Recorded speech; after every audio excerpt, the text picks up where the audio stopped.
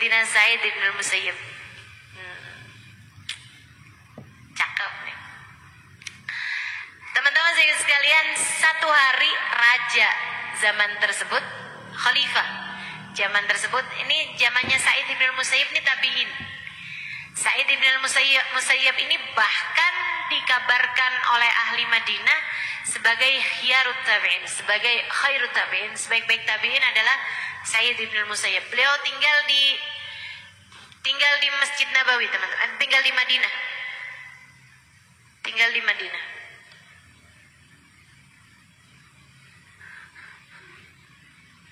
Madinah atau Mekah ya, ini saya lagi nginget-nginget ini. Sa'id bin Musayyib. Pokoknya salah satu dah ya, dari Mekah atau Madinah. Satu waktu khalifah ini yang waktu itu sedang mengerjakan ibadah haji ngimpi sesuatu dan jadi bingung sama sesuatu. Akhirnya dia terus bilang gitu, waduh saya bingung nih saya nih mesti kayak gimana nih. Coba dong ajudan panggilin salah satu ulama saya, karena kan beliau di negara kekuasaannya jadinya nganggapnya kayak ulama-ulama saya gitu, kayak ulama punyanya dia gitu kan. Baik tuan, siap. Pergi nih si ajudan. Kalau nyari ulama, kira-kira perginya kemana? Masjid dong. Dia pun pergi ke masjid, dan waktu itu di masjid nggak ada halaqah selain satu halaqah besar, halaqahnya Sayyidina Sa'id bin Musayyib.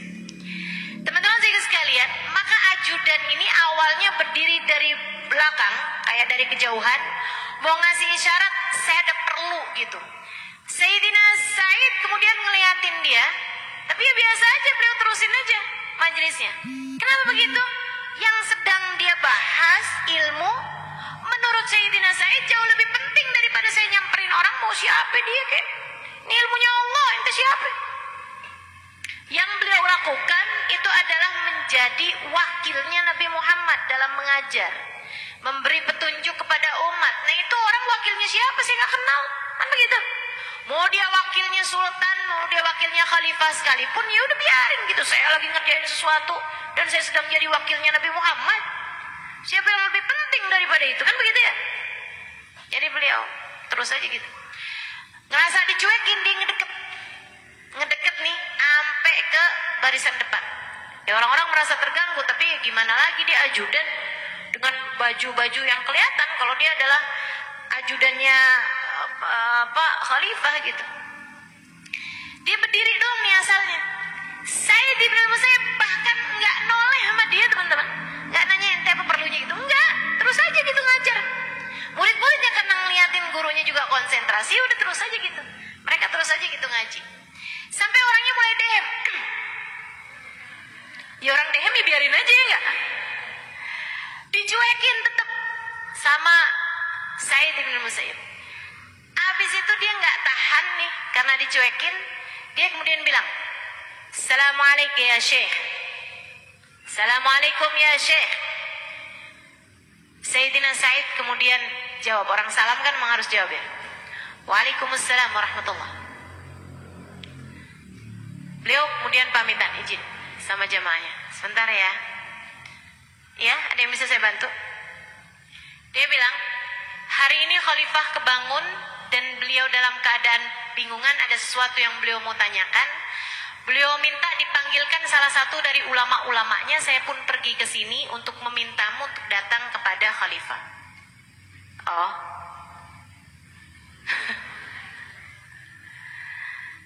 Ayo cepat berdiri tuan, kau dipanggil sama khalifah. Katanya Sayyidina Sa'id, satu yang beliau minta panggilkan adalah ulama-ulamanya dia. Saya bukan ulama-ulamanya dia. Saya ulamanya Allah. Saya nggak akan datang padanya selain panggilan dari Allah Subhanahu Wa Taala, gitu kan? Atau yang nyuruh saya Nabi Muhammad, gitu kan? Kalau enggak ya enggak gitu. Lagian katanya beliau nih, kalau si khalifahmu itu mau bertanya tentang suatu hukum permasalahan, silahkan datang. Al ilmu yu'ta wala ya'ti ilaih. Ilmu itu didatangi, bukan mendatangi.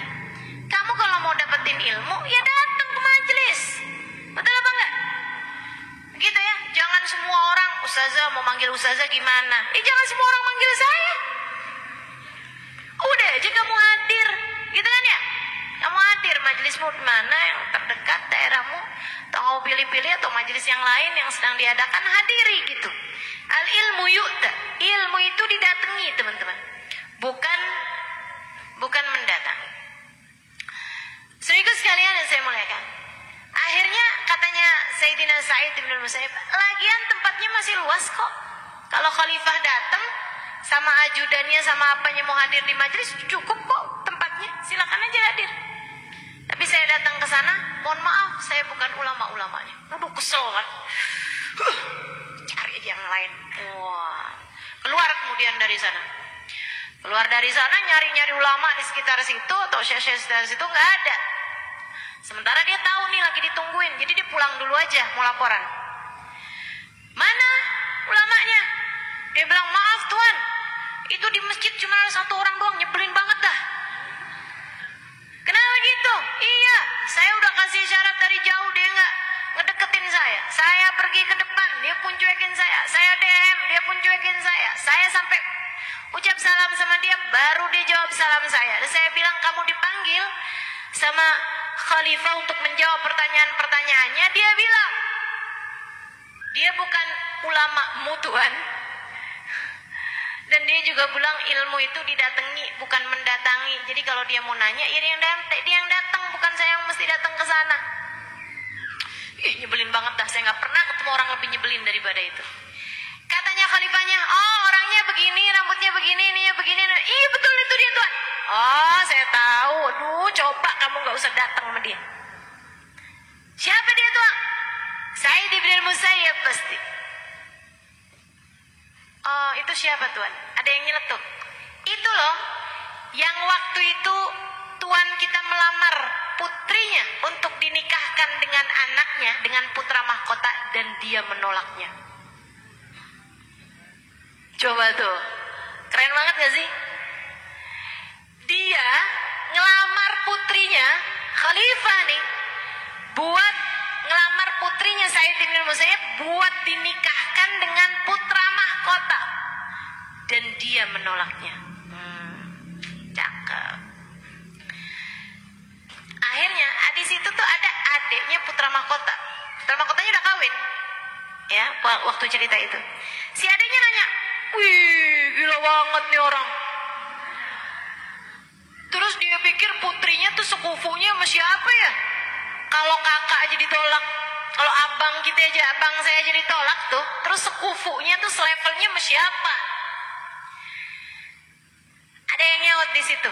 Wah bakalan jadi perawan tua tuh, katanya si anak tadi ini. Maksudnya kalau anaknya khalifah aja ngelamar ditolak, siapa yang bakalan kawin sama dia gitu? Berarti kan standarnya lebih tinggi dari itu. Dia pikir standar urusan dunia. Bakalan jadi perawan tua tuh kalau kayak gitu, katanya si orangnya itu. Terus ada orang-orang di situ tuh yang kerja-kerja di situ ya, kepada khalifah.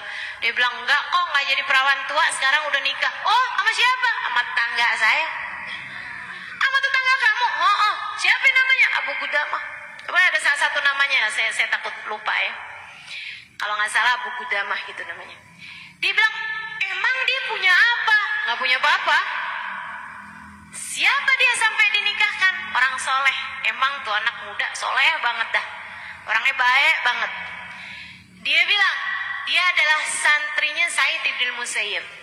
Lelaki soleh, selalu hadir di majelisnya Sa'id bin Musayyib. Nih ibu-ibu dengerin. Dengerin yang lagi pada nyari mantu.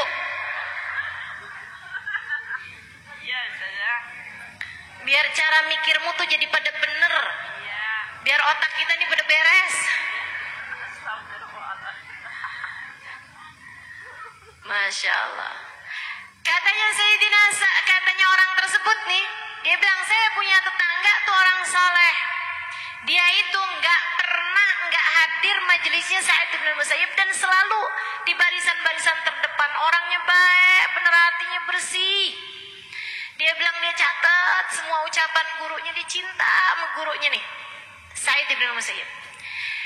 Dia bilang satu waktu dia tuh nggak hadir di majelisnya Sa'id bin Musayyib untuk waktu kayak sebulan, semingguan gitu. Biasanya selalu hadir. Ini kok semingguan nggak hadir. Majelisnya setiap hari, rohah sore hari itu. Ini kok nggak hadir gitu. Ba'da asar selama kurang lebih seminggu gitu. Jadi Sayyidina Sa'id bin Musayyib tuh kayak tercari-cari gitu, mana dia tuh, si anak muda tuh mana dia gitu. Sampai waktu dia hadir lagi, karena dia istiqomah, duduknya juga selalu di situ gitu kan. Dilihatin, beliau ngasih isyarat buat ada yang mau saya omongin gitu di majelis itu. Jadi waktunya bubar, semuanya bubar, anak tersebut itu enggak bubar, dia tetap tunggu di situ. Zaman itu ya, orang tuh hormat sama ulama. Jadi kalau misalnya udah selesai majelis, bubar-bubar gitu. Wa idza kilan suzu, fang suzu. Gitu kan ya? Enggak nungguin kali-kali hubabahnya ntar keluar. Kali-kali ntar bisa dapat salaman, kali-kali ntar bisa dapat air. Tuh enggak gitu. Enggak gitu. Curcol ustazah ya. Alhamdulillah dapat curcol saya. Sampai kau keluar dari majelis susah banget, ya Allah, ya Allah. Kalau mau diikut-ikutin kadang nih ya, kadang nggak di sini. Saya lagi nggak ngomongin majelis di sini, di sono. Kadang ngajarnya sejam, mesti salaman. Kalau diikut-ikutin hampir sama juga, hampir sejam juga. Karena orang tuh kalau salaman nggak cuma asal salaman. Ustazah doain, ini saya lagi sakit. Ustazah doain, saya lagi hamil. Ustazah doain. Saya suka mikirnya nggak beres. Ya Allah, Ustaz doain. Waduh, tuh pegang aja banyak bener.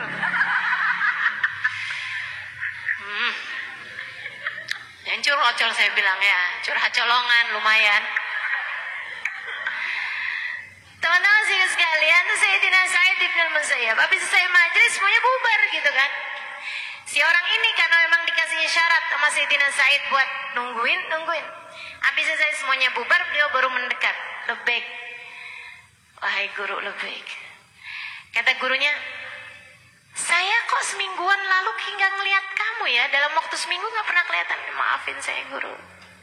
Kamu gak hadir majelis semingguan ini. Iya guru. Sakit? Enggak sih. Kenapa? Istri saya meninggal. Bahkan sudah beristri. Istri saya meninggal guru. Oh gitu. Iya, jadi saya ngurusin tuh. Waktu itu dari mulai yang sakit berat, kemudian meninggal, kemudian saya nguburin, kemudian saya urus-urusin beberapa hal yang lain-lain. Dan juga saya belum terbiasa, gak ada istri, jadinya kelimpungan segala macam. Dan juga saya masih sedih waktu itu. Tapi sekarang udah alhamdulillah guru. Alhamdulillah. Oh, jadi kamu sekarang gak ada istri? Ya guru, alhamdulillah saya bisa hadir lagi sekarang. Insya Allah besok-besok nggak akan bolos lagi. Jadi kamu nggak ada istri nih sekarang? Iya guru, istri saya meninggal seminggu yang lalu. Kamu mau nggak kawin sama anak saya? Itu teman-teman, semua orang senegeri itu udah dengar cerita Sa'id bin Musayyib dilamar oleh khalifah buat putra mahkota dan ditolak. Senegeri itu udah dengar semua. Ini tuh ulama yang paling besar, bahkan mereka meriwayatkan karena Sa'id bin Musayyib yufti wa sahabi ahya. Sa'id bin Musayyib sudah memberi fatwa sedangkan para sahabat Nabi Muhammad masih ada, masih hidup. Jadi dari ilmu beliau yang luar biasa, kebijaksanaan beliau yang luar biasa, beliau nggak pernah ketemu sama Nabi Muhammad, itu ilmunya bisa disandingkan sama para sahabat yang ketemu sama Nabi Muhammad. Keren banget nih orang, Sa'id bin Musayyib. Jadi katanya Sa'id bin Musayyib, mau kamu kawin sama anak saya? Mau ya? Mau kan?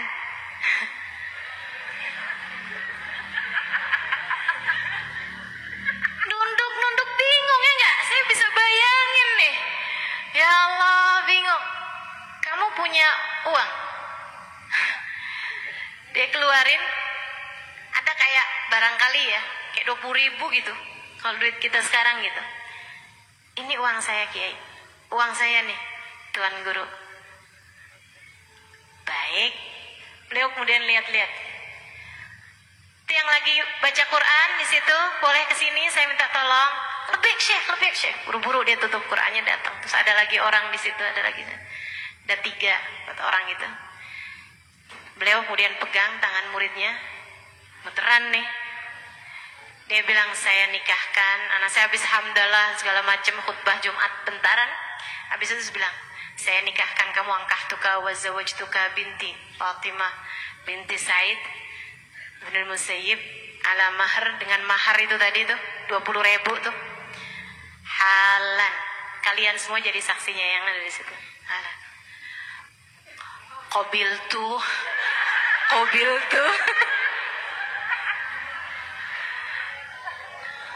Nikah wa tazwijaha bil mahril madhkur.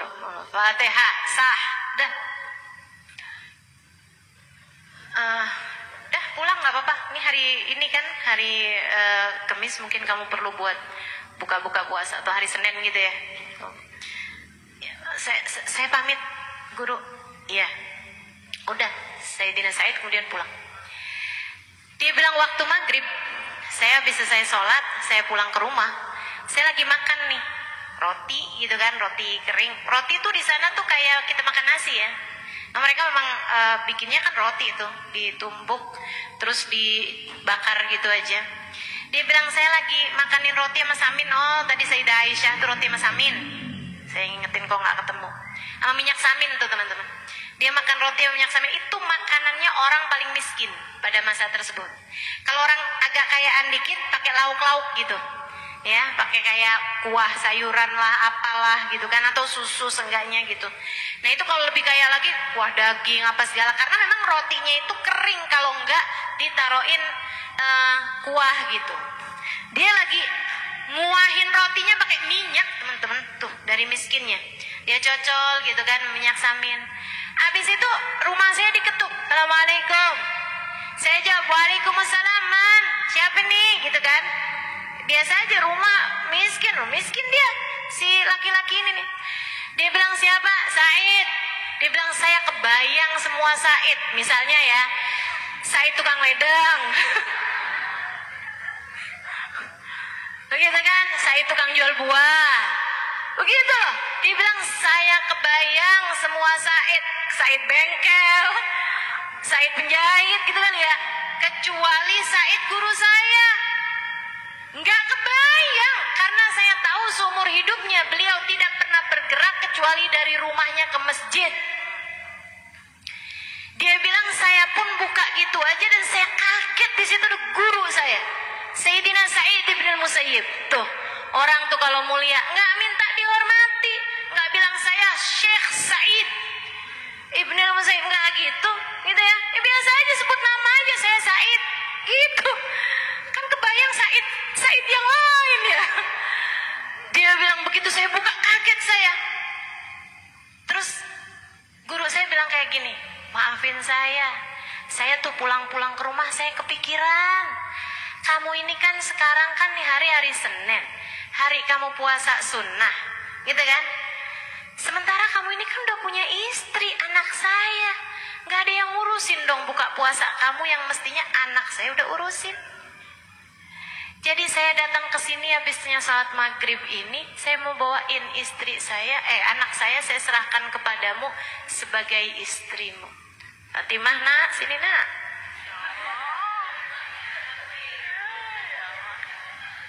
Fatimahnya maju gitu ke depan, nunduk pakai cadar. Nah, ini suami kamu sekarang ya nak ya. Yang baik nak, Allah sekarang jadikan surga kamu berada di tangannya. Terus beliau kemudian pesan sama yang laki-laki, ini adalah istrimu, jaga. Sebab Allah subhanahu wa ta'ala yang memerintahkannya, wa ashiru bil ma'ruf, wa ashiruhunna bil ma'ruf. Gitu kan ya? Perlakukanlah istrimu dengan kebaikan. Berbuat baiklah sama istrimu. Allah yang memerintahkan untuk itu. Saya pamitan. Beliau kemudian keluar, tinggal bengong aja dua-duaan. Sebelum waktunya yang beliau pulang tuh, Sayyidina Said bilang sama putrinya gitu, Fatimah, buka cadarnya, ini istri suami kamu. Dibuka cadarnya, katanya si laki-laki itu, saya nggak pernah lihat perempuan lebih cantik daripada itu. Cantik, anak ulama, terdidik dengan didikan yang luar biasa, dan itu adalah salah satu dari ulama perempuan pada masa tersebut. Hafal ribuan hadisnya Nabi, hafal Al-Quran secara keseluruhan bersama dengan sanad tafsirnya sekalian, teman-teman. Perempuan-perempuan berkelas. Kamu bayangin kalau yang jadi anaknya Said ini dirimu. Bapak tega amat sih, Pak. Bapak ngelihat dia tuh kenapa, Pak? Mana ada duda pula. Duda miskin, Bapak. Ya Allah, ya Allah, ya Allah. Luar biasa ya. Benar-benar kisahnya para ulama nih pembelajaran buat kita sekalian, teman-teman. Dia bilang begitu kayak begitu. Begitu ada istri saya di situ, saya bingung. Terus saya bilang, silakan duduk. Silakan duduk. Dia duduk, dianya malu sampai merah mukanya. Dia bilang, saya juga malu, saya bingung. Saya naik ke atas sutuh. Naik ke atas loteng. Ngapain? Manggilin tetangga. Aduh, kocak banget dah ini. Dia bilang, saya manggilin ke arah tangga-tangga saya. Bu! Bu Wati! Tolongin saya nape, Bu! Bu Salme, tolongin saya nape! Keluar tuh semuanya tuh dari rumahnya. Dia bilang, kenapa? Saya kan ini ada istri saya nih di dalam. Istri? Lu kayaknya depresi kehilangan istri ya? Kan istrinya udah mati ya? Dia bilang, aduh ceritanya panjang, gimana mulainya, saya bingung dah. Udah pokoknya gini deh, Po. Tolongin saya, temenin istri saya di bawah. Yang bener aja kamu nyuruh kita temenin siapa nih? Dia bilang, anaknya Said dibilang saya tambah stres nih anak. Ya ampun, dia udah stres, kehilangan bininya. Sampai halu kawin sama anaknya Said dibilang saya. Masya Allah. Dia bilang, dah, ntar aja urusan perdebatannya ntar. Yang pasti sekarang beliau ada di depan, ada di bawah nih. Dia bilang, tolong temenin, saya mau panggil ibu saya. Ada ibunya, tinggal tapi udah gak serumah. Akhirnya terus si tetangga itu pada masuk, beneran. Oh udah deh, Allah, jadi berita viral. Beliau turun ke sana, ke rumah ibunya, begitu kan. Bu, saya kan udah kawin. Kapan nak kamu kawin? Ya ampun. Iya Bu, saya udah kawin Bu. Ibu berarti sekarang udah punya. Punya mantu siapa saya? Ibu punya mantu Bu. Anaknya Syekh Said dibilang, ya ampun nak, yang bener aja nak. Ya ampun, ibu kagetin nak. Udah ibu, ayo Bu, ibu ke rumah Bu. Ibu lihat mantu ibu, ya Allah nak, kita mesti genahin nih nak. Ya ampun, untung tuh cincin belum ibu jual. Ya Allah, iya nih nak, ayo dah kita pestain biar kecil-kecilan ya nak ya. Ya Allah, tuh kisahnya Sayyidina Said ibn Musayyib. Luar biasa teman, udah segitu aja ceritanya. Mau sampai part berapa ya? Subhanallah. Itu Sayyidina Said, Masya Allah, itu kisah pernikahan yang paling epic sih menurut saya. Kisah paling menyentuh hati saya, Masya Allah. Menikahkan dengan ketakwaan, menikahkan hanya karena ngelihat akhirat, gitu ya. Dan subhanallah, orang tuh kalau udah urusannya yang dicari akhirat, dia bakalan dapat dunia akhirat. Dunia tuh bukan berarti artinya dia bakalan kaya atau apa gitu, akan tetapi kebahagiaan hidup, rasa cinta di antara pasangan suami istri, saling sayang, suami yang memandang istrinya dan berkata, saya tidak perlu bidadari di surga nanti, cukup kamu sebagai yang akan menghibur saya dunia.